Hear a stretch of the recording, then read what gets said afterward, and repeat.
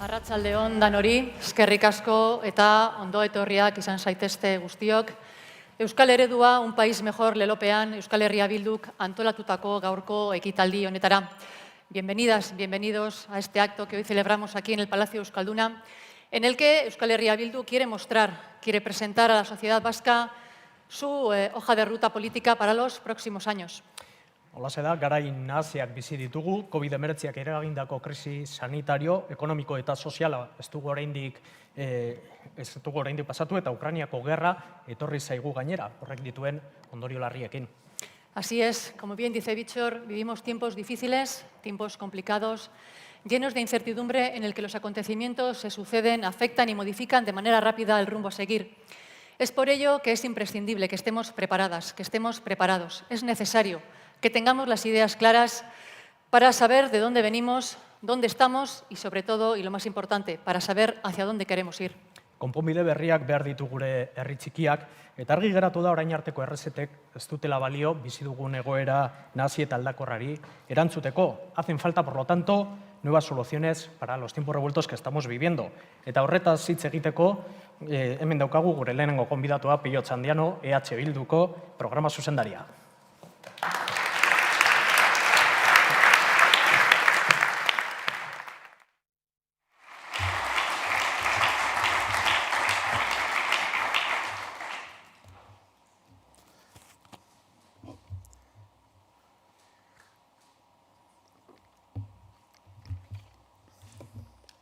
Bueno, arratsaldeon guztioi. Herri guztiek dauzkate mitoak, eta hala bada, izango da mitoak importantea direlako herrientzat. Eta gure iragana, gure herriaren iragana gehiegi mitifikatu gabe, uste dugu esan dezakegula, herri honek badaukala tradizio bat, izan duela sen komunitario bat, praxi demokratikoan saiatu dena, jabetza kolektiboa eraiki duena, eta mundu ikuskera berdinzale bati eutsi diona historian zehar. Aurrera begira jarri aurretik, gonbidapena egin nahi dizuegu atzera begiratu bat egiteko. Eta horrek eramaten gaitu esatera, 20. mendearen bigarren erdialdean Euskal Herrian eraldaketa prozesu bat hasi zela. Euskal anomalia bezala ere izendatu den eraldaketa prozesu bat. Eta orduan eraldaketa prozesu hortan izan ziren, edo horren oinarrian egon ziren osagai batzuk, uste dugu gaur egun ere baliogarri zaizkigula eta etorkizunari begira herri honek egin behar duen bidea marrasteko ere baliogarriak zaizkigula. Garai hartan hasi zen eraldaketa prozesuan egon ziren osagai batzuk, eta horiek edo hitako batzuk, azpimarra merezi duten hitako batzuk izan ziren anbizio kolektiboa, ikuspegi komunitarioa, eta bulkada berdinzalea. Orduan, hasi zen Euskararen berreskurapen prozesua. Orduan sortu ziren ikastolak eta sortu ziren kooperatibak. Eta orduzkerozkik ondoren etorri zen Euskal Herriaren instituzionalizazio prozesu modernoa. Bide hortan, edo orduan hasitako ahaleginari esker, Euskal Herria bizirik iritsi da 21. mende honetara. 21. mende ziurgabe eta arriskutsu honetara. Aldaketa aroa bizi dugula esaten da, baina aldaketak hain datoz azkar eta hain dira sakonak, aro aldaketa baten gaudela baieztatu dezakegun. Krisi klimatiko eta energetikoa bizi dugu. Erregai fosil merkeen oparotasun garaia bukatu da. IPCC, Nazio Batuen IPCC panelaren 6. txostena eskutan, badakigu denbora agortzen ari zaigula klima larrialdiaren ondorio bortitzenei aurre egiteko. Osasun krisiarekin bizi izan dugunak, balio beharko liguke, klima aldaketa bortitz batek izango lituzken ondorio sozial eta ekonomikoen aurrean begiak zabaltzeko. Iraultza teknologiko baten atarian gaude. Modu askotarikoan eta sakonean eragingo diguna.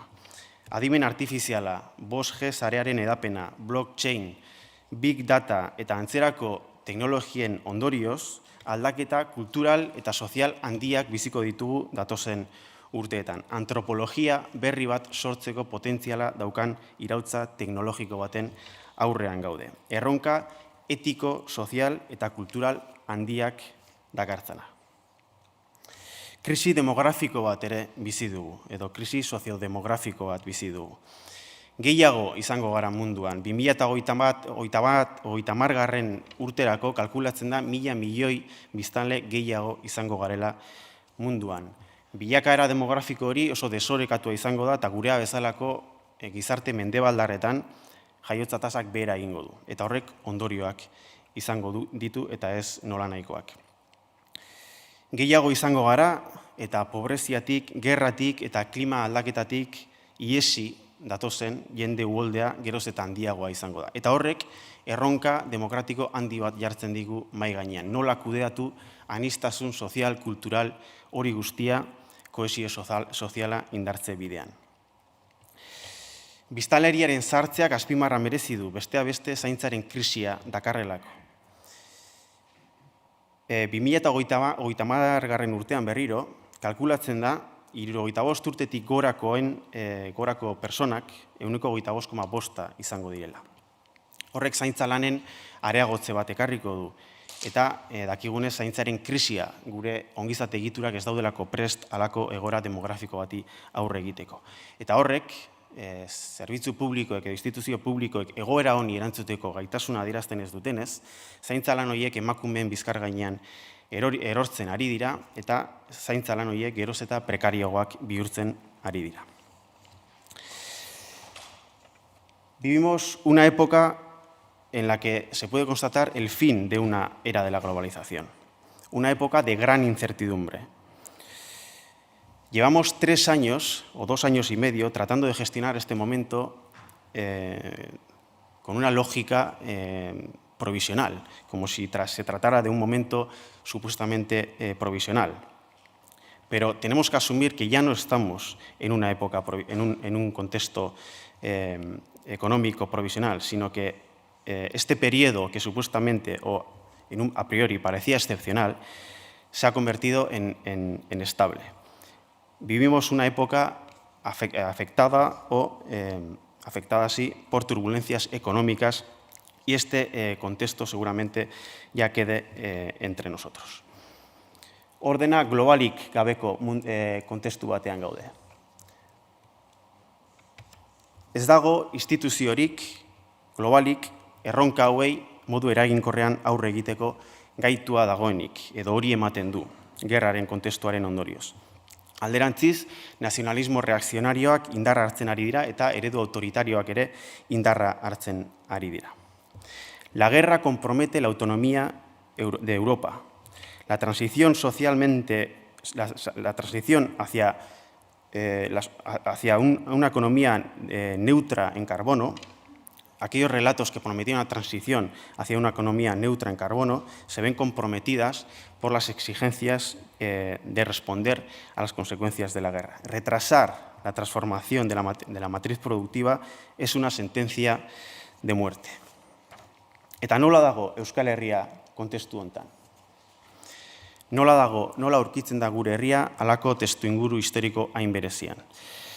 Analisi estrukturalari kasu egiten badiogu, podemos decir que estamos ante una situación de estancamiento. Las principales variables sociales, económicas, culturales apuntan a que asistimos a un debilitamiento de nuestro metabolismo comunitario. Los indicadores de igualdad, bienestar y desarrollo nos enseñan que estamos en una encrucijada histórica como pueblo. El país no avanza según requiere este momento histórico. Botiak zuloa du. En los últimos años se ha conformado un mercado laboral dual y segmentado. Alrededor del 20-30% de la población asalariada tiene contratos temporales, lo cual da lugar a trayectorias vitales inestables. Se demuestra una menor efectividad de los mecanismos de protección social para reducir la pobreza y su intensidad. Si atendemos a la innovación industrial, el índice de innovación regional nos dice que tanto la Comunidad Autónoma Vasca como la Comunidad Foral de Navarra se distancian de la media europea. Caemos en picado en la innovación no tecnológica. Perdemos el tren de la innovación industrial con respecto a las regiones europeas más avanzadas. Demografiari, kasu egiten badiogu, estamos ante una bajada de la fuerza de trabajo, una caída anual más o menos de unas 15.000 personas, que en 10 años puede traer una merma del 15% de nuestro potencial de generación de riqueza. Ematen du, produktibitateak hori konpentsatu dezakela, baina talentua herritik alde egiteak ez dakar zera honik, notizia honik. Hamarkadak iraun dituen euskalduntze prozesu bat bukatu da. Erabileran eta ezagutzan gora egin dugu azkenengo hamarkadetan, baina tendentzia horiek estankatu egin dira. Euskararen etorkizuna bermatua dagoela esatetik urrun gaude euskara indartsuena den zonaldetan ere. Eta azkenengo urte luzeetan, euskal instituzioen partetik ez da alegin berezirik egin euskal komunikazio esparrua egituratzeko. Noiz eta aro digitalean sartu garenean eta ikus-entzunezkoek inoizko importantzia handiena daukatenean. Komunikazio sistema propiorik gabe edo komunikazio esparru bat eraiki gabe ez dago naziorik. Ez dugu etorkizuna prestatu. Kontestu historiko hontan, herri honek badauzka zaurgarritasun faktore bi eta oso larria direnak goitibera baldintzatzen gaituztenak. Menpekotasun energetikoa eta menpekotasun alimentarioa. EAE, komunitate autonomoan, 93%koa da menpekotasun energetikoa, eta Nafarroako komunitatean, 75%koa. Menpekotasun alimentarioari dagokionez, elikadura menpekotasunari dagokionez, 8,5%ak lehen sektoreko instalazioen propietarioen 8,5%ak 35 urte baino gutxiago ditu, soilik 8,5%ak. Azken 3 hamarkadetan baserrien eren bat ustu da.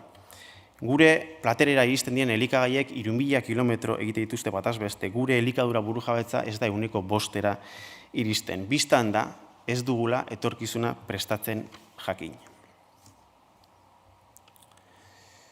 Eta hortaz gain, euskal eredua galdu dugu. Mundua euskal prisma batetik interpretatzeari utzi diogu. Gure intuizio komunitarioa alboratu dugu. Hemos abandonado la manera de afrontar los retos sociales y económicos en base a nuestra idiosincrasia y nuestras capacidades comunitarias. Globalizazioaren aparretan igeri egin dugu, eta giza garapen iraunkorraren aurkako ereduak sustatu ditugu.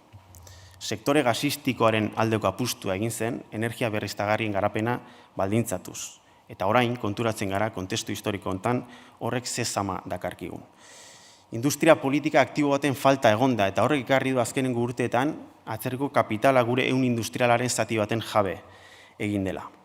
Aurrezki kutxak bankarizatu genituen, inolako ikuspegi kritikori gabe. Osasungintza bezalako zerbitzu publikoak ahuldu ditugu. Ez dugu jakin zerbitzu sozialak planifikatzen zaintzaren krisiaren testuinguru historikora egokitzeko. Eta klima larrialdi betean, errauskailu bat martxan jarri dugu, hiri hondakinen kudeaketa 30 urterako hipotekatuz. Globalizazio neoliberalaren olatura gehitu gara.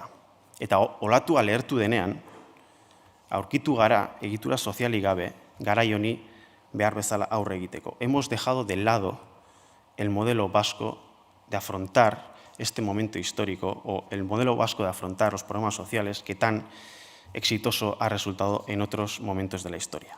Queremos traer a colación el caso Euskaltel como paradigma de una política económica errónea en términos sociales y de país. Una operación nefasta a las puertas de la revolución digital. Resulta que hemos vendido la mayor infraestructura pública que hemos tenido, la mayor empresa tecnológica, a una empresa que a su vez se la ha vendido a unos fondos de inversión. Realmente una operación económica nefasta que nos condiciona sobremanera a la hora de afrontar la transición digital en este momento histórico. Una muestra de la falta de visión estratégica que ha imperado en las instituciones vascas en los últimos años. Norabide berri bat behar da. El libre mercado y el dogma del crecimiento exponencial han generado las mayores desigualdades sociales de los últimos 200 años y nos han llevado a chocar con los límites biofísicos del planeta. Momentu historikoa da honako hau.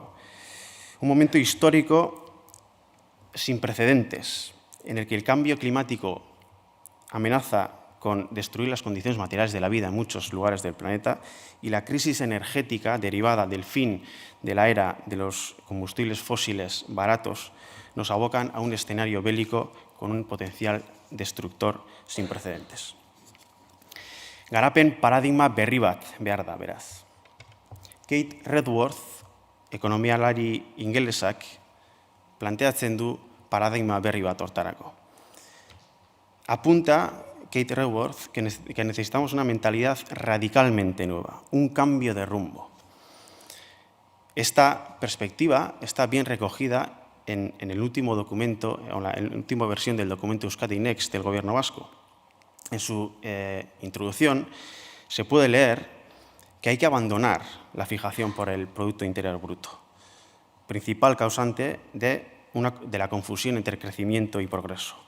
La economía rosquilla que plantea Kate Redworth plantea que el espacio de progreso debe someterse o debe estar entre un suelo, que es el fundamento social de bienestar, y un techo ecológico de presión planetaria.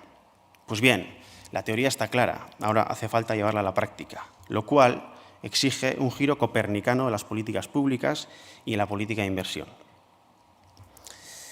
Afrontamos una coyuntura económica de escasez, donde las necesidades de inversión y de gasto público van a ser muy elevadas. Esto exige repensar las prioridades de actuación sobre el principio de desarrollo sostenible y con un planteamiento agresivo, donde se focalice dónde están las necesidades sociales, donde se plantee claramente qué es lo que genera valor social o bienestar social y se focalicen los recursos públicos en esas áreas, en aras de hacer una gestión más eficaz o la gestión más eficaz y eficiente posible de los recursos públicos. Por lo tanto, toca reevaluar las principales inversiones en infraestructuras y aplicar una moratoria sobre aquellas infraestructuras que no demuestren una rentabilidad social contrastada. ¿Es compatible la economía de rosquilla con la variante sur ferroviaria, con el tren de alta velocidad, con el metro de Donostia? ¿Es compatible la economía de rosquilla con esta política de inversión? ¿No estamos hipotecando el futuro con una política de inversión que pertenece a un modelo de desarrollo que forzosamente tenemos que dejar atrás? Por otra parte, es necesario redefinir el rol que debe ocupar el sector público. Sigue imperando una visión sesgada del sector público, según la cual el sector público detrae riqueza o simplemente la destruye. Y esta visión está dañando las posibilidades de colaboración público-privada interesantes. Mariana Mazzucato, beste ekonomialari ezagunak, esan izan du, egungo eredu kapitalistak merkatuaren akatsak konpontzeko zeregin inozoa usten diola sektore publikoari. Eta hori beranduegi eta gutxiegi gertatzen dela ia beti. Sektore publikoa ez dago inguruneko baldintza sortzeko ondoren kapital pribatuak behar sozialei erantzun diezaien. El sector público debe concebir una dirección para el cambio tecnológico. No se trata de elegir a los triunfadores, sino proyectar una dirección para el desarrollo económico y tecnológico amplía las oportunidades económicas. No se trata de corregir los fallos del mercado, sino de una política de innovación con instituciones y empresas como creadoras activas de mercado, compartiendo riesgos, pero también beneficios. Mariana Mazzucato behin baino gehiagotan egon da Euskal Herrian, eta bertako agintariak bere zale deklaratu dira publikoki, ez denak hala ere. Hauxe entzun genion Arantxa Tapiari duela ez asko. Nuestro papel es iniciar nuevos sectores. No vivimos en un país comunista. El gobierno no ha de ser el propietario de Euskaltel. Beste behin, teoria eta praxiaren arteko disonantziak. Ha sido mucho lo conseguido y es bueno ponerlo en valor. Pero el mundo en general y Europa en particular afrontan una época de grandes cambios. Y nosotros y nosotras gestionamos inercias, carecemos de la visión estratégica y del liderazgo transformador. Y sin una reacción comunitaria a la altura del momento, corremos el riesgo de perder gran parte de lo conseguido. Ambizio kolektiboa berreskuratu behar da. Amets egiteko gaitasuna berreskuratu, ipar berri bat finkatu, eta gure gaitasun eta indarretan sinistu. Ambizio kolektiboa berreskuratzeko garaia dira. Sobre la base de esa ambición comunitaria, tenemos que recuperar un modelo propio de pensar y actuar con arreglo a nuestras capacidades territoriales y sociales.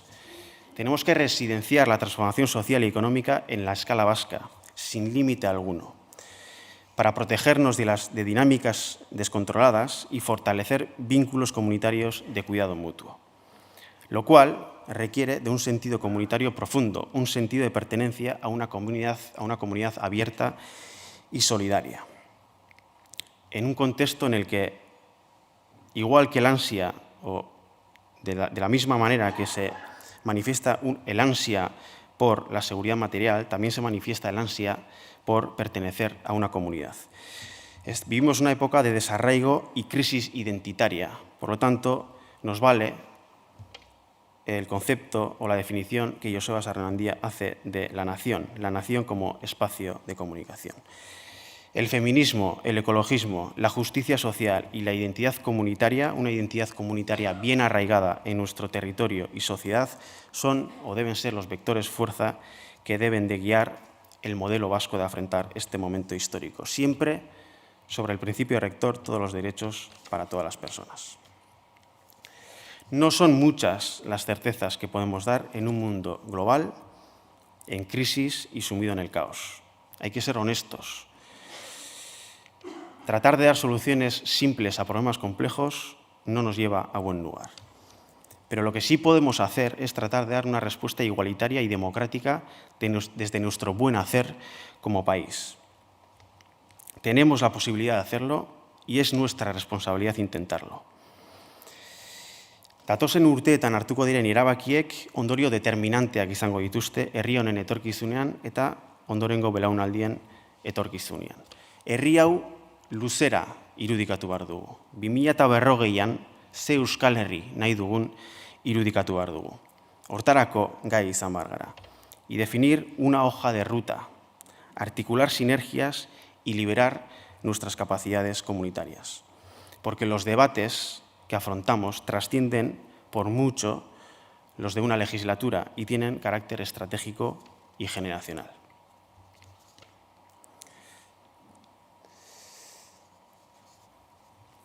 Bost erronka nagusi identifikatzen ditu EH Bilduk garai historiko hori aurre egiteko. Lehena, burujabetza estrategikoa indartu behar dugu. Burujabetzak balio estrategiko bat hartzen du bizi dugun munduan. Eta beharrezkoa zaigu autosufizientzia energetikoan aurrera egitea, autosufizientzia alimentarioan aurrera egitea, eta ehun industrial, balio erantzi altuko ehun industrial baten aldeko politiketan aurrera egitea. Euskal lurraldean errotutako balio erantzi altuko ehun industrial baten aldeko apustua biderkatzea. 2. Ongizate egiturak eraldatu behar ditugu. Krisi demografikoak, ziurgabetasun ekonomikoak eta lan merkatuan gertatzen ari diren aldaketek gure ongizate egiturak birpentsatzera behartzen gaituzte. Birpentsatu eta eraldatzera. Osasun sistema publikoa bermatu behar da. Gizarte zerbitzuak zaintza sistema baterantz eraldatu behar dira. Enplegu politikak birdiseinatu, babes sozialeko mekanismoak eguneratu eta etxe bizitza eskubidea egikaritzeko neurri estrukturalak hartu. 3. Gure ezagutza sistemak berritu behar dira. Inoizko gizarte konplexuenetan eta inoizko erronka sozialen aurrean gaude. Euskal hezkuntza sistema publiko burujabe baterantz urrats sendoak emateko momentua da, gure lanbide heziketa indartzekoa eta Euskal Unibertsitate esparru bat egituratzen hastekoa, ikerketa eta garapen sistema koherente bat sortze aldera. 4. Gure identitate komunitarioa sendotu behar dugu. Esan dugunez, identitate komunitarioak, identitatea, eraldaketa prozesu guztien oinarrian egongo da hemendik aurrera. Gaizki egingo genuke edo ez genuke zer ulertuko kulturari entretenimendurako funtzio soila emango bagenio, ez bagenuke ulertuko euskara eraldaketa prozesu sozial honen osagai funtsezkoenetakoa dela edo identitatea folklorearekin lotuko bagenu. Datozen urteetan euskararen normalizazioan urrats berriak eman behar dira, euskal kulturaren garapena eta transmisioa bultzatu behar da, sustatu behar da, eta euskal komunikazio esparrua egituratzeko urrats berriak eman behar dira.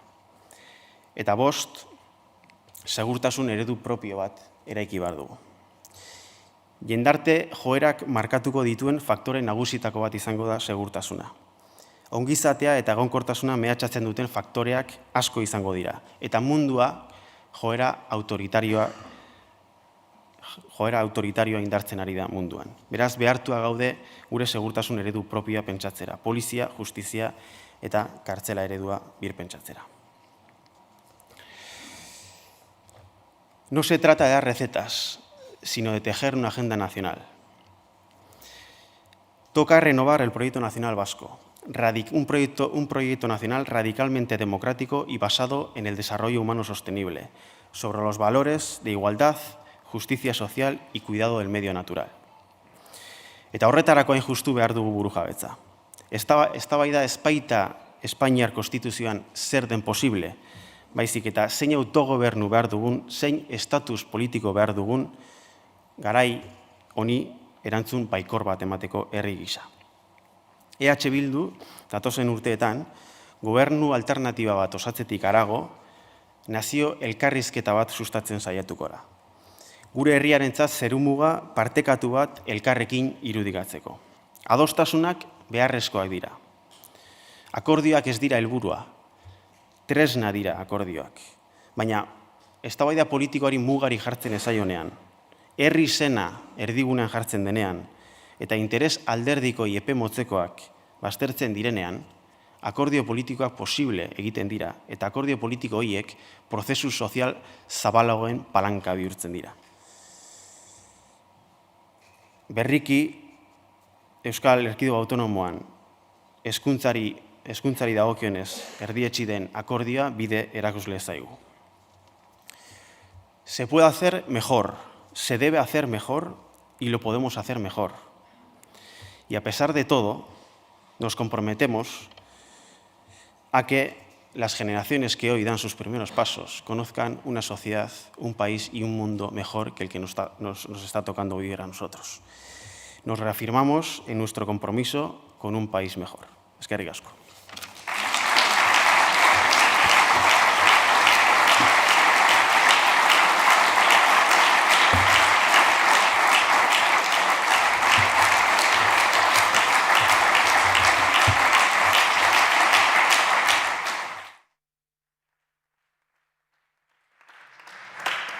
Eskerrik asko, Peio. Ezker soberanista urteetan ari da bestelako politikak ezartzen Euskal Herriko hainbat udaletan. Izan be, gure alkateek ari dira erakusten, behin eta berriz, han eta hemen, badagoela gauzak egiteko beste modu bat.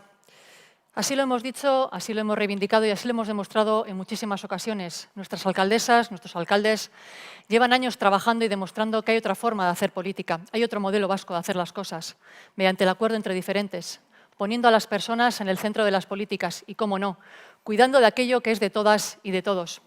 Hurrengo bideoan, honen inguruko adibide bat ikusteko, ezagutzeko eta entzuteko aukera izango dugu. Bertan, Galdakaoko, Bakioko, Urduñako, Azpeitiko eta Gareseko alkateek erakutsiko digute, azalduko digute, zelan egiten duten lan euren udalerrietan.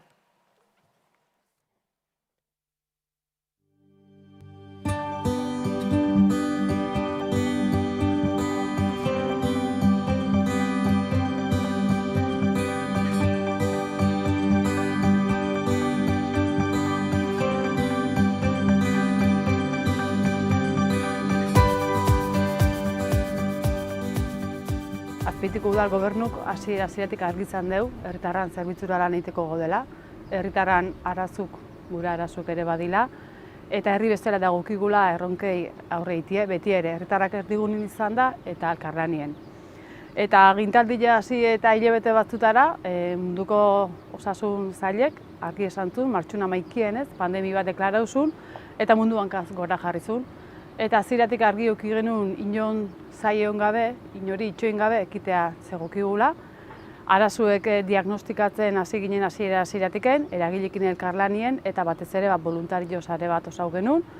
Eta martxun 14 alarma egoera deklarau eta handi biogun eta dagoeneko komertziante txikilei eta merkatariei laguntzeko diru laguntza potente bat atea genuen. Hasi ginen baita ere, adineko eta mendeko guztiei banamanan deika, gure babesa eskainiz, maskarila banandu genitun, herritarren artien, eta baita ere ordenagailuek batez ere ez, baliabide horiek ez zituzten azpitik aurrei, rekurso horiek errazteko. Ziurgabetasun egoera fuerte baten geunden eta argi genuen erakunde publiko izegokigula ziurtziak eta garantiek eskaintzie eta areta gehiago udaletxiei. Gu gaelako ez herritarrengatik hurbilena gauden instituziok. Eta pandemitik atea gean edo ez gean hontan, patin gerra baten sartu gaituzte, energien prezio izugarrizko gorakada jaso du, eta ikusten nahi gehaz, krisi batetik ateatzen gehanin beste baten sartzen gehala, eta mundu antolatzeko modue sistema bera krisien daola, eta ezinbesteko zaigula ez eredu berriek, lan egiteko eredu berriek martxan jartzie. Norabide honetan, herri eragilekin elkarlanien, Azpeitin energi kooperatiba sortu deu, ekindarri zenekue, eta kooperatiba horren bidez azpeitiarrak bertan konsumitutako energia izango be, 600 familia inguruko 25 urtetako epien, eta gainera energien kostu prezioen. Guk usten de gure txikitasunetik, gure herritik eta zaetik ez gure herrialdetik, mundu hobio bat egin dezakegula, eta hortako eredu berriek eraiki berri ditugula, ekinin behar deula.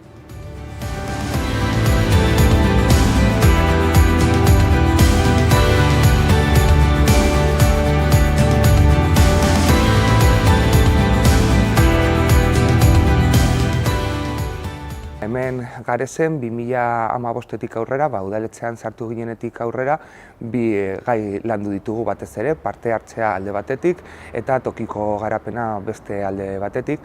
Parte hartzea ulertuta kudeaketa kolektibo bat bezala, eta kudeaketa kolektibo hori egiteko sustatu ditugu auzo batzarrak alde batetik, beste alde batetik aurrekontu parte hartzaileak edo kontsulta publikoak egin behar genituen obren norabidea ezagutzeko, jendearen iritzia ezagutzeko.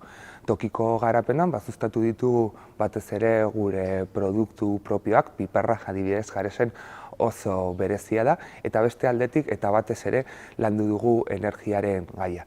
Azkenean larrialdi klimatiko batean gaude eta gizarte bezala zerbait egin behar dugu. Eta udala bezala ere udalak asko dugu esateko larrialdi klimatiko honetan. Adibidez jorratu ditugu klausula klimatikoa gure kontratu publikoetan, baita autokontsumoak udalaren behar energetikoak koizteko, hemen adibidez frontoian jarri ditugu plaka fotovoltaiko batzuk, 40 tona CO2 aurreztu dituztenak, baita gure kontratuetan ere, eta horretaz aparte pedagogia ere guretzat funtsezkoa da, jendearekin lan egitea beste modu energetiko bat sustatzeko, mugikortasuna lantzeko, baita efizientzia edo energiaren beharrak jeizteko eta handik aparte ekoizteko jendea behar duen energia. Horretarako Gares energia proiektua garatu dugu, hasiera batean udalearena zena, baina lortu duguna herriarena baita izatea. Horretarako talde motor bat sortu zen, talde motor hori lantzen du energia gizartearen ikuspuntutik, inkestak egiten, jendeari informazio ematen bere fakturaren inguruan, bere faktura ulertzeko eta aurrezteko energia kontsumoan, eta gainera sortu dugu kooperatiba bat, Garesbide deiturikoa, jendeari aukera emateko, baita bere autokontsumoa izateko beretzean, baina autokontsumo kolektibo bat. Autokontsumo kolektibo hori hemen frontoian egongo da baita ere, eta handik herriko 40 pertsona eta komertzioei ekoiztuko die behar duten energiaren kopuru bat. Horretaz aparte, etorkizunean gure zentral mini hidrauliko bat ere berreskuratu nahi dugu, eta Garez burujabe, energetikoki burujabe izateko bidean.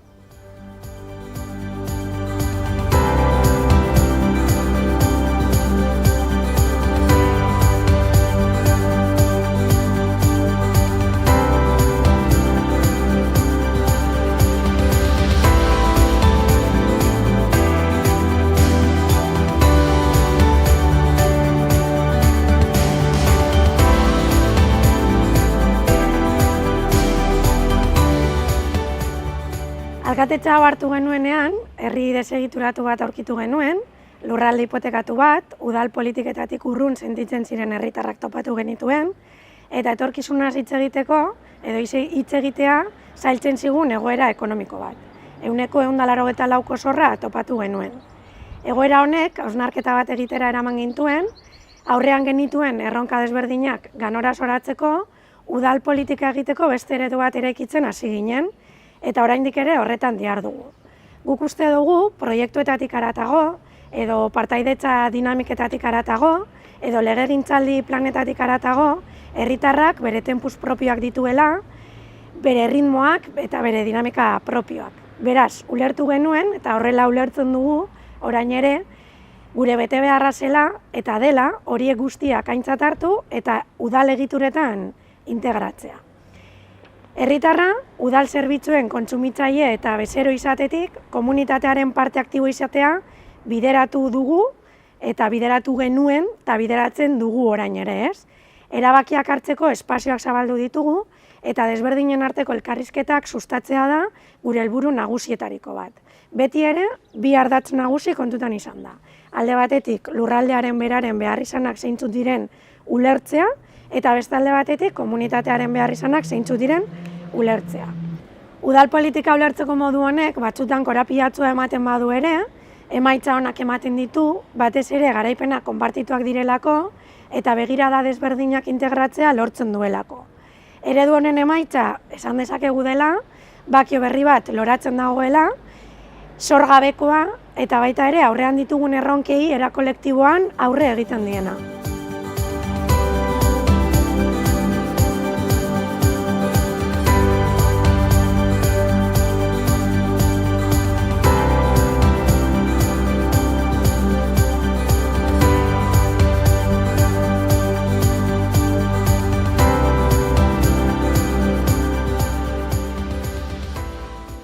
Galdaka hon berezitasun bat daukagu, lau gara, udal gobernuan. Konplexutasunez beteriko akordio bat da, baina era berean oso beresgarria. Eta herritarrek, galdakostarrek asko eskertzen dute, ezberdinen artean, akordioetara heltzeko gaitasun hori. Hainbat ardatz ditugu gure udal gobernu honetan, parte hartzea adibidez, mugikortasunaren arazoari ekitea, horretako mugikortasun plan integral bat sortu dugu, irisgarritasuna hobetzeko, auzo zehatzetan adibidez, eta beste problematika batzuk aipatzearren, etxebizitzaren arazoari ekiteko, Eusko Jaurlaritzarekin batera, etxebizitza sailarekin akordio batera heldu ginen, eta horretan ari gara, alokairu basuko etxebizitzak eraikitzeko Galdakaon bertan, batez ere gazteei zuzenduak. Horretan ari gara, eta gure proiektuak jendearen bizikalitatea hobetzea dauka helburu, beraz horretan jarraituko dugu.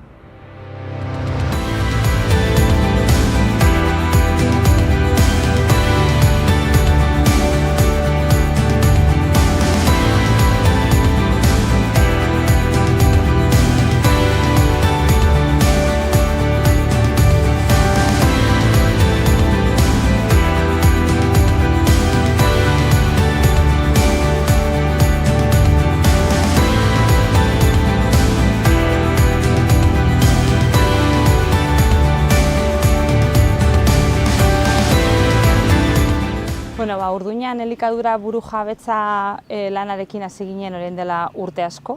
Hasiera batean hasten da proiektua bertan dauden ekoizleei asistentzia eta laguntza emateko, nekazarei eta abeltzaintzai batez ere.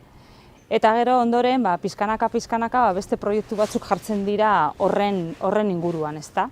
Adibidez tokiko merkatuak egiten dira, harremanak egiten dira dendariekin hortxe tokiko produktuak saldu ahal izateko. Gero ematen dira beste pausotsu batzuk eta dira herritarrekin ere lan egitea eta kontzientziazio kanpainak egitea, elikaduraren garrantzia azaltzeko. Eta ondoren nik uste dut ematen dela saltu handi bat, batez ere udal sukaldea martxan jartzen denean, ezta? Horia da, udal zahar-egoitzari ematen zaio asistentzia, hau da, baskaria prestatzen da, tokiko produktuekin baskaria prestatzen da eta Baskaria hortze ematen zaie, eta gero beste saltu bat izan zen, eskolara ere bai, gure sukaldean, sukaldatzen diren produktuak eta janariak eramaten direnean, ezta?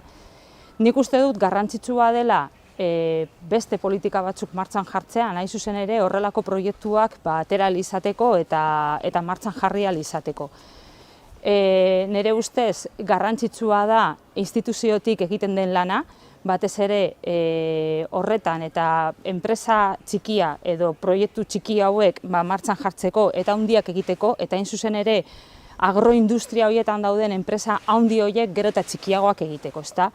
Horregatik Urduñatik horretan jarri ginen, orain dela urte asko, horretan jarraitzen dugu eta gaur egun elikadura estrategia batekin ari gara lan egiten.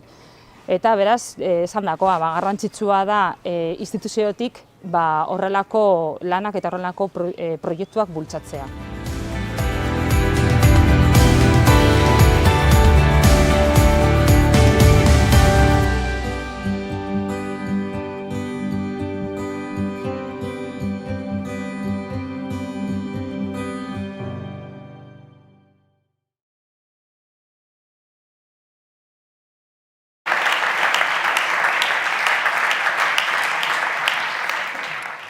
Ekitaldi honen hasieratik aipatu da, konponbide berriak behar ditu herri honek, baina konponbide berriak ez dira nahikoak izango, lidergo berriak ez badaude. Eta lidergo horietaz hitz egiteko gonbidatu dugu gaur Aizpea Otaegi, Errenteriako alkatea.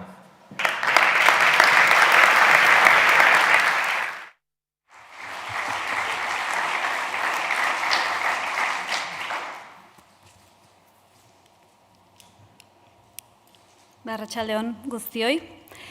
Egia esan plazer bat da hemen egotea, zuen guztion aurrean, eta mila esker ekitaldi honetan gurekin bat egiteagatik. Behin, aniztasun funtzionalaren inguruko jardunaldi batean, kontzeptualki oso sugerentea gertatu zitzaidan, eta berehala politika publikoekin lotu nuen ideia bat bota zuen hizlari batek, ponenteetako batek. No existen personas discapacitadas, solo entornos discapacitantes.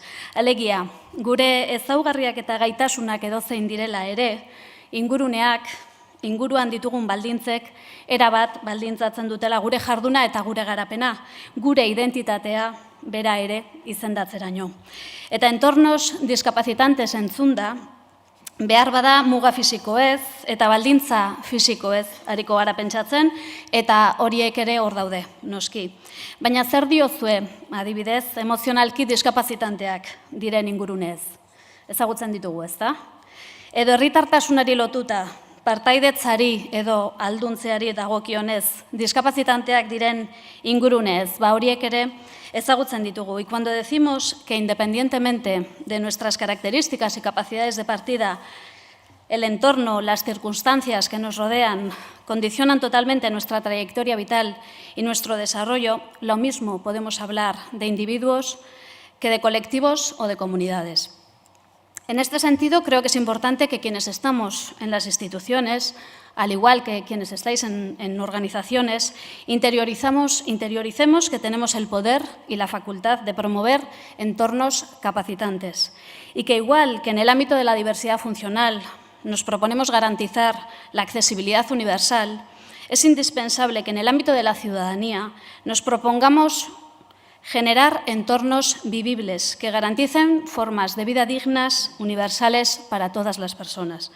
Bizigarritasun unibertsala bermatzeaz ari gara beraz, herritar guztientzat kapazitanteak izango diren inguruneak ahalbidetzeaz, zeinetan ongizatearen neurria gutxien edo zailen dutenen ongizateak emango digun, eta bizimodu bizigarriak eraikitzeko garrantzitsuek diren esparru guztiak aintzat hartuko ditugun. Izan osasuna, izan enplegua, hezkuntza edota kultura.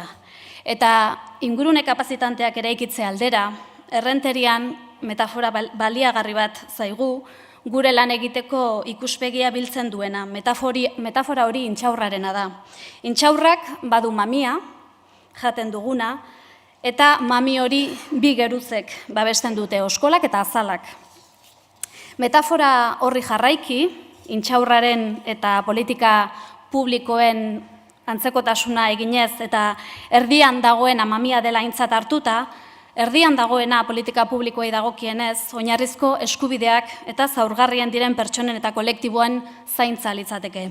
Babesik handiena horrek eskatzen du, horrek behar du, eta hor azaleratzen diren premiek instituzioak interpelatzen gaituzte zuzenki. Intxaurraren mamia inguratzen duen lehen geruza oskola da, eta oskola komunitateak edo komunitate senak osatzen du. Oinarrizko eskubide eta zaintzen osagarri delako komunitatean txertatuta egotea, gutasun baten parte sentitzea eta gutasunaren parte gisa ere aitortua izatea. Izan ere, eta sarri esaten dut, herri bat edo hiri bat ehun delikatu bat da. Sare indartsu bihurtzen dena, bertan bizi direnak, euren inguruan gertatzen denarekin konprometitzen direnean. Instituzioaren babesa bezain garrantzitsua baita komunitateak ere eman dezakena. Eta dudarik gabe, biak ematen direnean, efektu biderkatzailea agerikoa da. Ezinbestekoa zaigu, beraz, komunitate sena, gutasuna sustatzea. Baina aurreko biek testuinguru egoki bat behar dute, behar bezala garatzeko, eta Intxaurraren bigarren geruzak, azalak, ingurunea begikorra eraikitzearekin daukazerikusia. En esa metáfora de la nuez, que nos sirve como guía de cómo se construyen entornos capacitantes, el corazón, la propia nuez, la que nos comemos, constituye lo primero a proteger, los derechos fundamentales y el cuidado básico de las personas y de los colectivos más vulnerables. La primera capa que rodea la nuez, la cáscara, tiene que ver con la cohesión comunitaria, porque sentirse parte de la comunidad también está directamente relacionado con el bienestar de las personas, con la sensación de seguridad de la gente.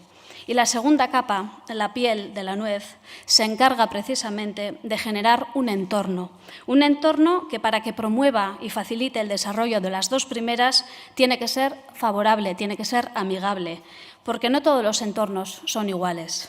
Hay entornos acogedores y los hay hostiles, y su carácter juega un papel importante tanto en el bienestar personal como comunitario. Hablamos de la organización de la propia ciudad, de cómo nos movemos en ella, de la posibilidad de disfrutar de la naturaleza, del aire que respiramos o del agua que bebemos.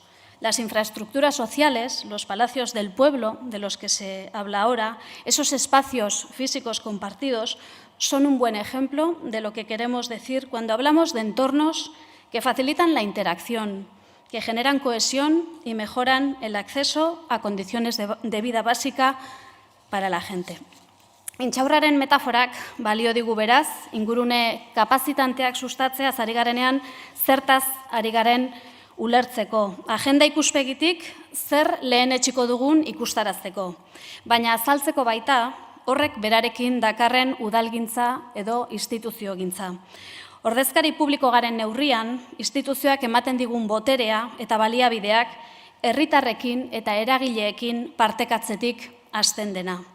Ikusi ditugun udalgintzako adibideek politikaren esparrua edozein dela ere, gobernantza eredu jakin bat dute oinarrian. Udalgintza herrigilea deitzen duguna, agenda politiko propioa eraikitzeko gai dena.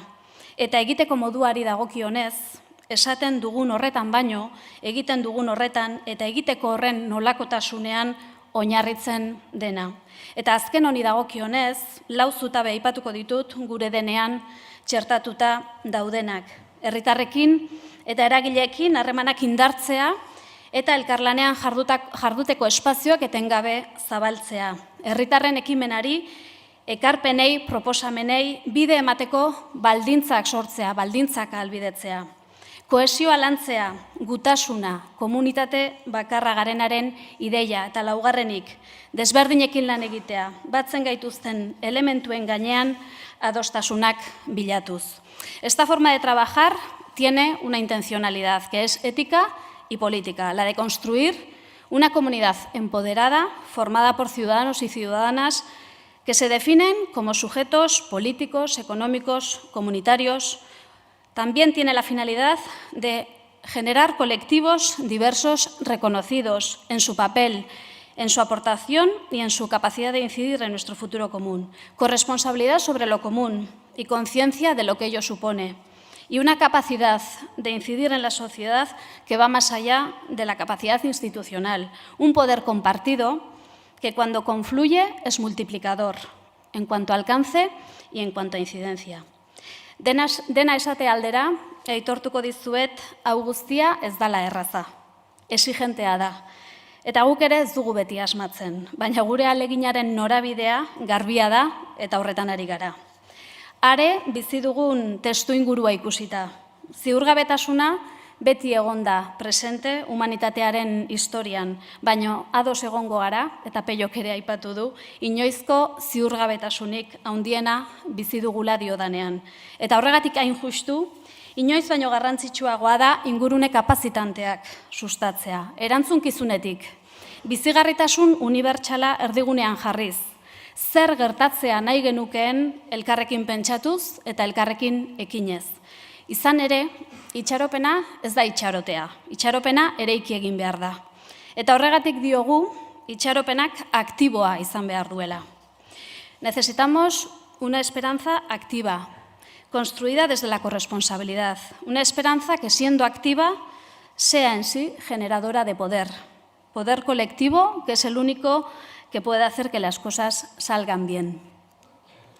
Es más necesario que nunca, estamos a tiempo y nosotros y nosotras estamos abiertas y daremos el resto para que desde este pequeño lugar del mundo las cosas salgan bien. Eskerrik asko.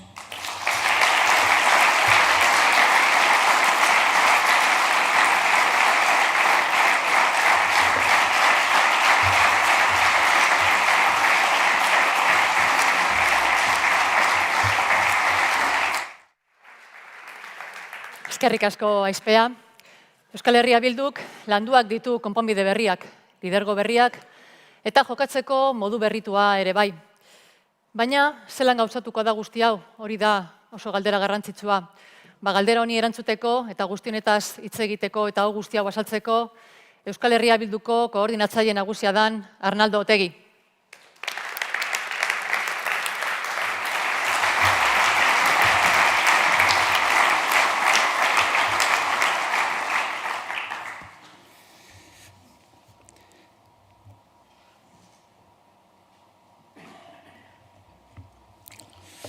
Atxaldeon guztioi eta mila esker gaur hemen egoteagatik. Guretzat garrantzitsua da zuek gaur egin egotea. Euskal Herria Bildun denbora daramagu gaur planteatu izan diren erreflexio, soluzio bide eta lidergoak eraikitzen. Denbora luzez Euskal Herria Bilduko gizon emakumeok honetaz mintzatzen ari gara, eztabaidatzen ari gara. Baina ariketa honek ez du zentzurik, ez bada ariketa konpartitu bat. Eta gu gaur hemen konpartitzeko asmoarekin etorri gera. Ez gara gaur etorri esatera gauza guztiak ondo egiten ditugula, soluzio bide magikoak ditugula, edo gurea dela arrazoi bakarra Euskal Herria eraikitzeko. Gaur etorri gera esatera denbora daramagula honetaz mintzatzen Euskal Herria Bildun, baina hau ariketa konpartitu bat izan nahi duela. Guretzat funtseskoa, ezinbestekoa, estrategikoa delako, inporta zaizkigun erakundeekin, inporta zaizkigun norbanakoekin, eta inporta zaigun herri honekin ariketa hau egitea. Bestela ariketa honek ez du inolako zentzurik. Hemen gauza asko aipatu dira, eta nik baino hobeki planteatu dira gainera. Erreflexio guzti hauen genesian zer dago? Irakurketa bat. Munduari so egitea, Euskal Herriari so egitea, eta konklusio batera, ero batzuetara heltzea. Hori da genesia. Eta genesiaren erdian herri bat, Euskal Herria. Beti ere ezker subiranistan erdian dagoen kokapen geografiko, politiko, sentimental, pasional bat dago erdian, Euskal Herria. Eta hori da gure kezka iturri nagusia. Zein da gure kezka iturri nagusia? Euskal Herria eta Euskal Herritarrak. Eta guk kezkatua gaude, baina kezka eraikitzaile bat da gurea. Ez da kezka inhabilitante bat. Aurrera egiteko kezka bada. eraikitzeko kezka bada, sortzailea izan nahi duen kezka bada. Konturatu gera, kezkatua gaudela, baina konturatu gera ere, gu bezala pentsatzen ez duten asko, gure sentimendu berberak ez dituzten askok, kezkatua gaudela baita ere. Eta beraz, lehenik eta behin, konturatu gera sektorean hitzetan kezka asko konpartitu egiten dugula. Eta sektore haunitz hoietan kezka berdintsuak ditugula. Eta hori guretzat oso garrantzitsua da.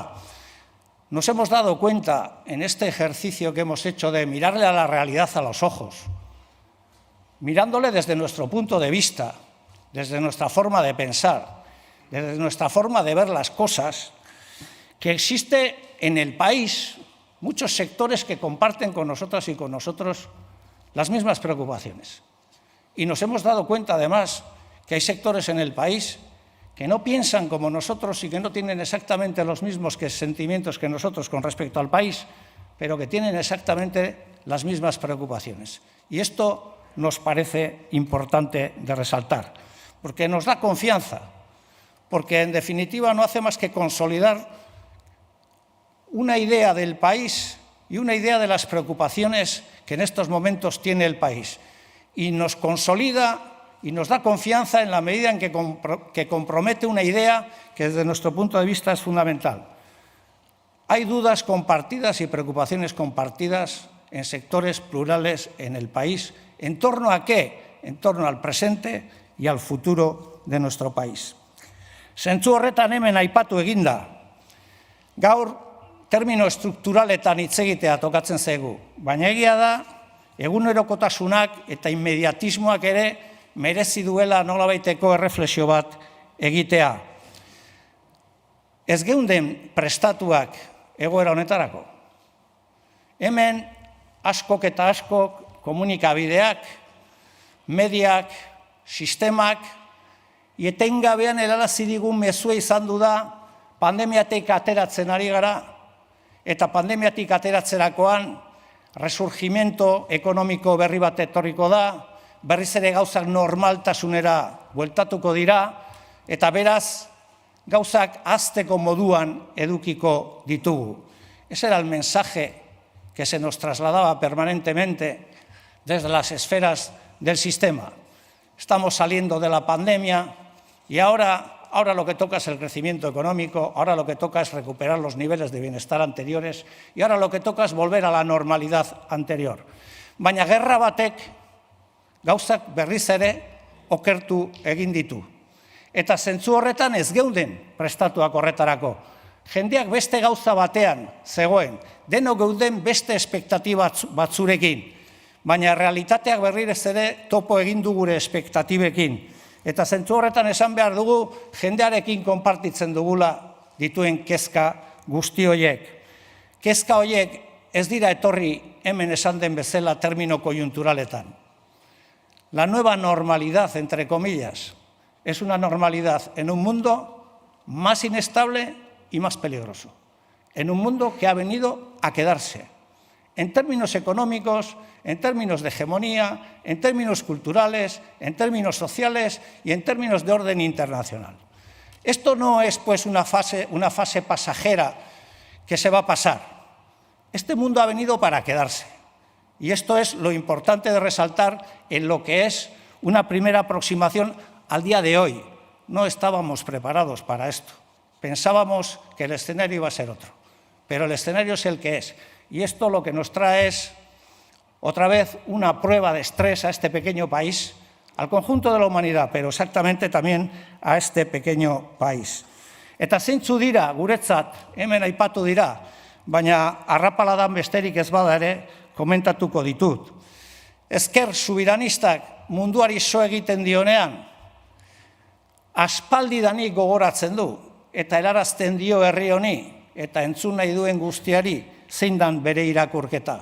Hace mucho tiempo que la izquierda soberanista viene insistiendo en una tesis que desgraciadamente se va consolidando y que desgraciadamente se va haciendo realidad. El mundo no camina en una buena dirección. No queremos con esto ni ser catastrofistas, ni hacer apología de la catástrofe, ni ponernos dramáticos. Lo que decimos es, necesitamos mirarle a los ojos a la realidad y verla tal y como es, no para que existan o para que produzca efectos paralizantes, sino para tomar conciencia y evitar lo que todavía es evitable. Y en ese sentido es una preocupación, repito, creativa, que busca la movilización, la conciencia de la gente para poder hacer las cosas de otra manera. Hay tres grandes factores que determinan el presente y el futuro, no solo de nuestro pequeño país, sino del conjunto de la humanidad. El empobrecimiento general de las clases obreras y populares y de las clases medias, la lucha por la hegemonía y la lucha despiadada por los recursos naturales que van a conducir al planeta, ya lo están haciendo ya, a un escenario de probable colapso, bien sea en términos climáticos, en términos de conflagración militar. Segundo gran factor. Y tercer factor, para nosotros también muy importante, el crecimiento del autoritarismo. Klase ertainen beldurrak, eta langile klasearen beldur askok autoritarismoaren gorakada dator. Eta hori munduan ikusten ari garan bezala, Espainiar Estatuan ere ikusten ari gara. Espainiar Estatuan krisi politiko batzuk ikusi ditugu azken hilabete, azken asteetan. Alderdi Popularrean, ero UPN-en. Eta gauza bada ikusten dena, eta beste gauza bada guretzat azpian dagoena. Eta azpian dagoena da munduan dagoen eztabaida berbera. Eztabaida berbera, eta da nola egiten zaio aurre krisi sistemiko bati. Babi aukera daude, 3, hobeki esan da, Espainiar Estatuaren kasuan. Irtenbide autoritarioa, beti ere oso kultura, Espainiar kultura politikoan oso errotuta dagona, volver a los viejos pactos de Estado o construir realmente un futuro mejor para Euskal Herria y para el conjunto de pueblos del Estado, desde el reconocimiento de su plurinacionalidad y desde el respeto al derecho a la libre determinación. Eta mundu horretan ze da gure herria. Herri txiki bat, oso txikia, 3 milioi biztanle, apenas. Itxaso mugitu batean, eta toki batetik bestera nolabait ere zarandeatua. Baina batzuk gure txikitasunari buruz hitz egiten dutenean, konplejotik hitz egiten dute, akonplejatuak hitz egiten dute. Gu gaur hona gauza bat errebindikatzera etorri gara. Euskal eskala, euskal baloreak eta euskal eredua. Zen eta ziur da, eta honestoki esan behar da, zintzotasun guztiarekin, euskaldunak ez ditugula munduaren soluzio bide guztiak. Hori egia da. Eta segurazki gure eskalak ez digula permititzen gauza askoren artean gauza konpontzea. Hori ere egia da. Baina ziurra da, gizateriak dituen arazo bakoitzeko badagoela euskal baloretan, euskal eskalan eta euskal ereduan oinarritutako soluziobide bat. Eta hori da gaur ona errebindikatzera gatozena. Es seguro que por nuestras propias dimensiones geográficas o demográficas, apenas 3 millones de habitantes, divididos, no reconocidos, en 2 estados, es más que probable que con 3 millones de habitantes y con esta escala demográfica, geográfica y política, alguien nos pueda decir, los vascos y las vascas no tenéis solución a los problemas del mundo porque no tenéis escala para poder solucionar los problemas del mundo. Y tienen razón, pero tienen una razón en parte, porque si es honesto reconocer que eso es así, también habrá que reconocer, y Pello ha dado algunos claros ejemplos, que es seguro que no tenemos la solución a todos los problemas del mundo, pero es seguro que hay una solución vasca, basada en valores vascos y a escala vasca, para todos y cada uno de los problemas que afectan al mundo. Y esto es lo que hemos venido a reivindicar hoy, a hacernos esta pregunta en colectivo. La modernidad nació después de un acontecimiento total, como los que estamos viviendo hoy en día, tratando de imponer el imperio de la razón frente al caos de la naturaleza. No me voy a extender en esto, porque incluso podría parecer hasta pedante, pero en 1755, en Lisboa, un 1 de noviembre, Todos los Santos, se produjo un gran terremoto, seguido de un gran incendio y seguido de un gran tsunami. Estas cosas suceden a veces en la historia. Y nos recuerdan, entre otras cosas, que Portugal también existe. Y que también existe Lisboa, ciudad a la que invito a todo el mundo a visitar porque es una ciudad preciosa que se reconstruyó después de aquellos acontecimientos. 70.000 muertos. A día de hoy dicen que en escala de Richter, o como Richter, sería 9 puntos, ¿vale? 70.000 muertos, la mayoría de los muertos murieron en las iglesias de Lisboa celebrando el Día de Todos los Santos. Lo que trajo un cuestionamiento a nivel europeo y sobre todo a nivel de Portugal de las creencias religiosas. Y aquello dio paso a que Voltaire, a que Rousseau, más tarde, mucho más tarde, Adorno y algunos otros filósofos empezaron a pensar que frente al caos de la naturaleza había que ordenar las cosas bajo el criterio de la razón. Eta gaur zenbat sute daude munduan, eta zenbat lurrikara, eta zenbat tsunami. Beteta gaude, orain dela gutxi Europako lider batek esan du, Errusiak egindakoa Ukrainian mugimendu tektoniko bat izan dela. Eta arrazoia du, baina mugimendu hori gelditzeko etorri da. Eta guk horren erdian zer egin dezakegu, herri bezala, herri txiki bezala. Horren aurrean, lehenik eta behin galdera egokiak egitea komeni zaigu. Errealitateari so egitea den bezala ikusteko eta komeni diren galderak egitea. Kantek ere hitz egin zuen Lisboako akontezimenduetaz. Eta Kanten obran, ez naiz honetan ere luzatuko, badira galdera batzuk funtsezkoak direnak. Zer pentsatu dezaket, zer egin dezaket, eta zer espero dezaket. Eta gu gaur, orain, hemen, Euskal Herrian, horri laugarren bat egokitzen diogu. Zer ezin dugun permititu. Zer ezin dugun permititu herri bezala. Eta gauza desente daude permititu ezin ditzakegunak. Hemen batzuk aipatu dira. Eta beste batzuk orain aipatuko ditut. Este país no solo está en el estancamiento. Este es un país que va camino de la decadencia. Este es un país en el que el conformismo y el individualismo se están abriendo paso. Y este sigue siendo un país cuya identidad nacional está en riesgo. Esta es la realidad.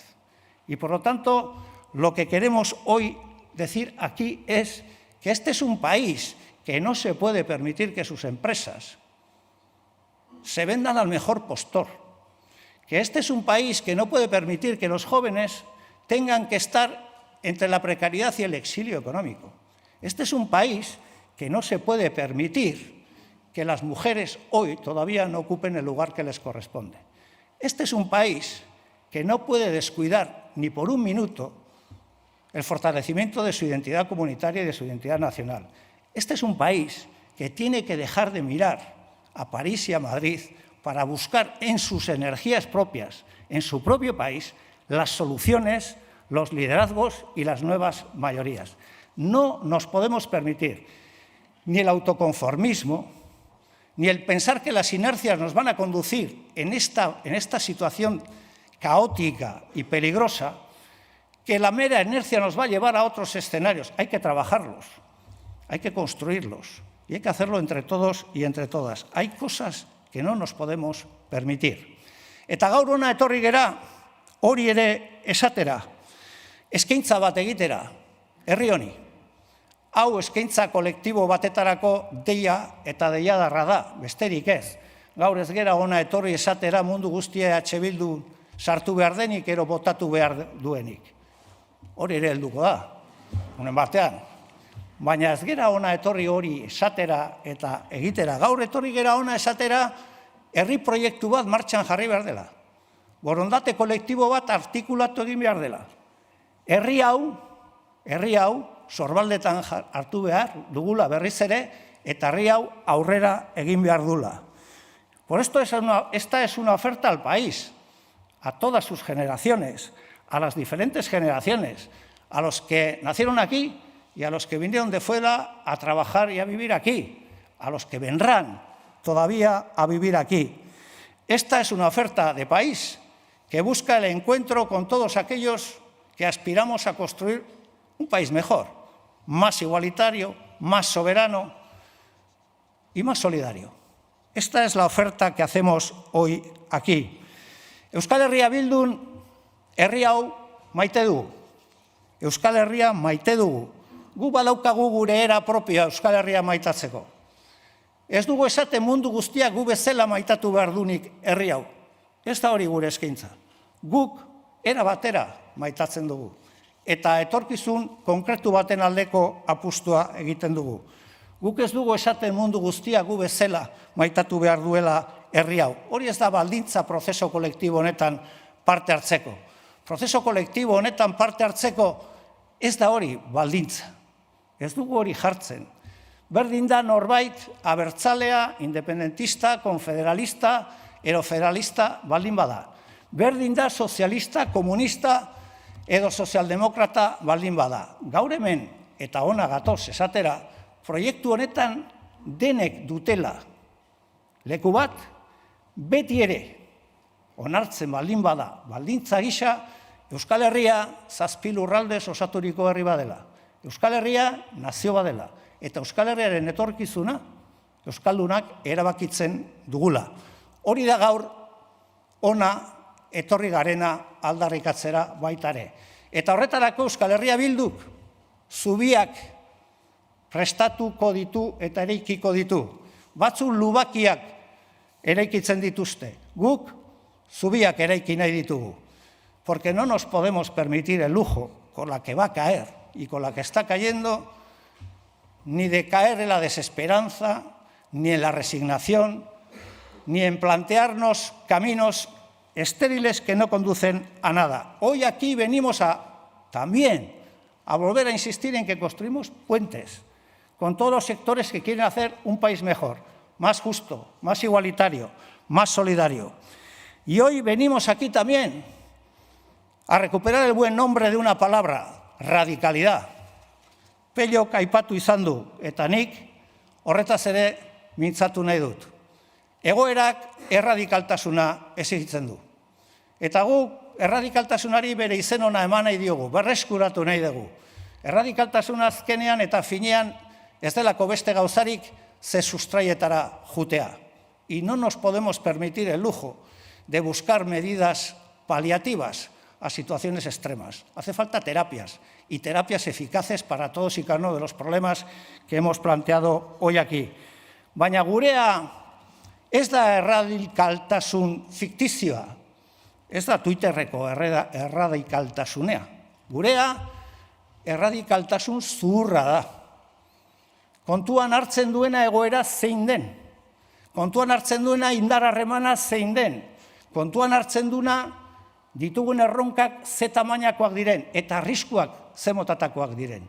La nuestra es una reivindicación de la radicalidad, pero de la radicalidad entendida como ir a las raíces de todos y cada uno de los problemas, mirarlos de frente y plantear no medidas paliativas, sino medidas estructurales. No se trata, aun siendo importante, de tomar medidas que palíen la situación de la gente por unos meses. Se trata de ser consciente de que si no se cambia el modelo de producción y consumo y si no se alcanza un Estado soberano para este país, no va a ser posible hacer políticas públicas que defiendan a la gente y que protejan a la gente. De eso se trata. Por eso, nuestra radicalidad es una radicalidad prudente y es una radicalidad responsable, que no tiene miedo a confrontar, que no tiene miedo a confrontar con las ideas, pero que es también consciente de que necesita sumar fuerzas y alcanzar acuerdos. Y este es el proyecto de radicalidad que planteamos para el país. Hori da guretzat funtsezkoa, eta hori da egiten dugun eskaintza. Eskaintza honetan EH Bilduk papel funtsezko badauka, badakigu, baina gu bakarrik ezin dugu egin. Nosotros y nosotras, solos y solas, no podemos hacerlo. Esta es una afirmación que hacemos desde la humildad y, digamos, desde la honestidad. Este país no se construye solo desde siglas políticas ni tan siquiera desde nuestra sigla política, aunque la nuestra probablemente es la más importante que haya, que no se me olvide decirlo. Pero no estamos aquí para eso. Estamos aquí para decir, nosotros solos no podemos. Hau herri proiektu bada. Aturritik Ebroraino doan herri batean altxatu behar den herri proiektu bada. Eta Euskal Herria Bilduk horretan, segurazki papel protagonista bat eukiko du. Funtsezkoa izango da, agian importantena izango da, baina gure protagonismo bakarrarekin ez dugu lortuko. Eta hori da gaur ere hemen zintzotasun guztiarekin esan nahi duguna. Behar zaituztegu guztiak, ez da gure kezkak nolabait ere asetzeko momentua, ez dira gure soluzio bide propioak eraikitzeko kontestuak, gure kezkak dira importanteak. Gure soluziobideak dira importanteak, gure herrian eraikitzen diren alternatibak dira importanteenak. Horregaitik, eta bukatzen juteko, eskaintza hau esperantzarako eskaintza bada. Lehen aipatu izan dut, egoera larria baldin bada ere, ez gera katastrofistak izan nahi, ez gera ezkorrak izan nahi, ez gera sekula ezkorrak izan.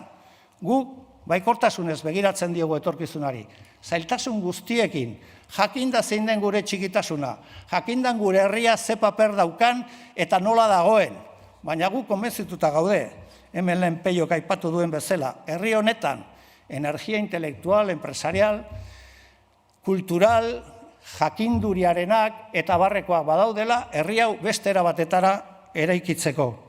Horregaitik, lagunak, Euskal Herria Bildu konbentzimendu oso bat dauka. Herri hau ez da errendituko. Herri hau ez dago salgai. Herri hau ez dago pentsatzen gauzak horrela junda konponduko direnik. Ez da horrela. Herri hau aurrera egin behar du. Eta Einsteinek esan zuen bezala, erokeriaren definizioa hau da. Gauza berdinak egin eta ondorio ezberdinak espero. Eta hori da, gure ustez, momentu honetan, batzuk eta bestek egiten ari direna. Beste motatako lidergoa behar dira, beste motatako gehiengoa behar dira, beste motatako soluzio behar dira. Ez guri gustatzen zaizkigulako, baizik eta herri honek behar dituelako. No se trata, pues, de una oferta en términos de sigla política. No es una oferta partidaria. Los problemas que tiene el país, Euskal Herria, no son los problemas de H. Bildu. Son los problemas de una comunidad nacional histórica que se asienta entre el Ebro y el Adur. Y compartimos muchos problemas con el resto de la humanidad, pero necesitamos encontrar soluciones propias. Y nosotros, que partimos de la tesis de que le negamos a los dos estados ningún derecho a tomar decisiones por nosotros mismos, y le negamos a las oligarquías y a las élites financieras ningún derecho a organizar nuestras vidas, lo que decimos es que necesitamos construir una alternativa que dé cauce a esas mayorías que ya existen en el país, que se asientan sobre otros valores y que necesitan hacerle una aportación al conjunto de la humanidad. Demostrar, como demuestran nuestros ayuntamientos, que las cosas se pueden hacer bien y de otra manera. Hori da egiten dugun gonbidapena. Horregaitik, bukatzeko mila esker etortzagatik. Momentu konbulsoak bizi ditugu, baina guk serenitate osoarekin begiratzen ditugu. Ez gaitu sorpresa sartu. Aspaldi esaten ari gara halako egoera bat gertatu daitekela, baina gu baikorrak izan nahi dugu. Herri honek frogatu du askotan eta askotan kapaza dela. Eta gu herri honetan konfiantza guztia daukagu. Horregaitik, alternatiba bat osatu behar da. Proiektu askatzaile bat osatu behar da. Berrindartu egin behar da. Aunitza, sektore guztiekin, interesa duten sektore guztiekin. Hori eginez, seguraski, aukera bat izango dugulako. Eta herri txikiek, ez ditugu aukera asko edukiko etorkizunean. Baina aukera irekitzen denean, aprobetxatu behar da. eta prestatuak egon behar gera. Lehenpelok azaldu du, ez gaudela prestatuak hainbat eta hainbat gauzetarako. Ongi, gutxienez bagera kontziente horretan. Orain, hasi gaitezen berriz ere prestatzen. Herri hau prestatzen denean, inor ezin duelako gelditu. Mila esker.